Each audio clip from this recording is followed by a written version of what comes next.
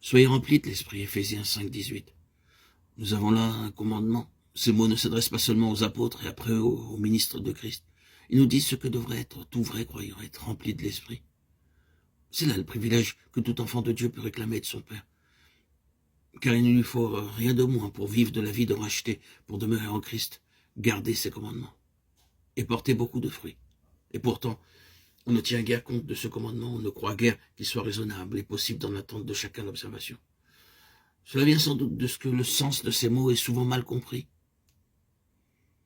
À la Pentecôte et plus tard encore à diverses reprises, l'effusion de l'Esprit a été accompagnée d'un déploiement manifeste de joie et de puissance. Cet état d'excitation a paru incompatible avec le cours ordinaire de la vie. La manifestation aussi soudaine que puissante de la présence de Dieu était si étroitement liée à l'idée d'être rempli de l'Esprit, qu'on croyait cette grâce réservée pour des cas exceptionnels et accordée à un très petit nombre seulement. Mais les chrétiens n'osaient pas croire qu'ils en eussent besoin eux-mêmes.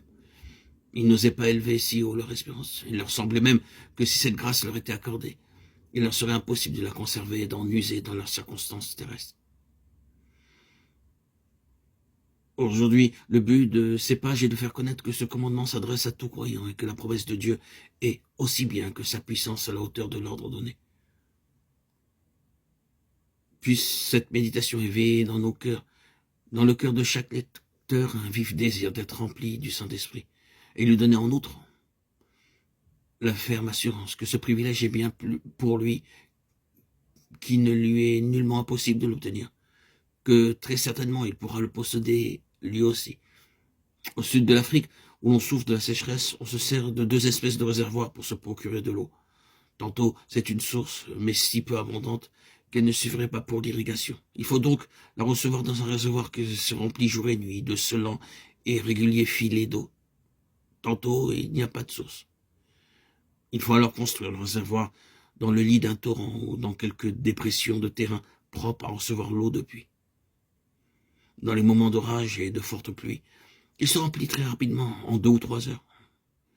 Mais l'eau s'y précipite parfois avec tant de violence que ce n'est pas sans danger. S'il ne pleut pas, il peut rester vide pendant des mois et des années, tandis que la continuelle et lente affluence de l'eau dans le premier réservoir offre plus de garanties. Nous observons quelque chose d'analogue dans la manière dont le Saint-Esprit vient remplir le cœur. Le jour de la Pentecôte est partout aussi où commence une œuvre nouvelle, soit dans les missions chez les païens, soit dans les réveils chez les chrétiens. Le Saint-Esprit manifeste sa présence soudainement, puissamment et d'une manière frappante. Impossible de ne pas reconnaître sa puissance dans la joie et l'excitation qu'apporte aux âmes le bonheur d'avoir trouvé le salut. Mais pour ceux qui le reçoivent ainsi, il y a des dangers. La grâce reçue dépend trop parfois de l'entraînement de ceux qui vous entourent, ou bien elle n'atteint que la superficie, ne réveille que les sentiments les plus impressionnables, sans descendre jusqu'aux profondeurs intimes de la volonté et de la vie. On voit au contraire d'autres chrétiens qui n'ont jamais rien éprouvé de semblable, témoigner visiblement de la présence de l'Esprit en eux, par leur entière consécration à Jésus, leur conduite à la lumière de sa face, leur vie sans reproche, toute de foi et d'obéissance et leur dévouement plein d'humilité. Ils sont ceux qui étaient Barnabas, fils de consolation, homme de bien, plein du Saint-Esprit et de foi. Actes 4, 36, 11, 24.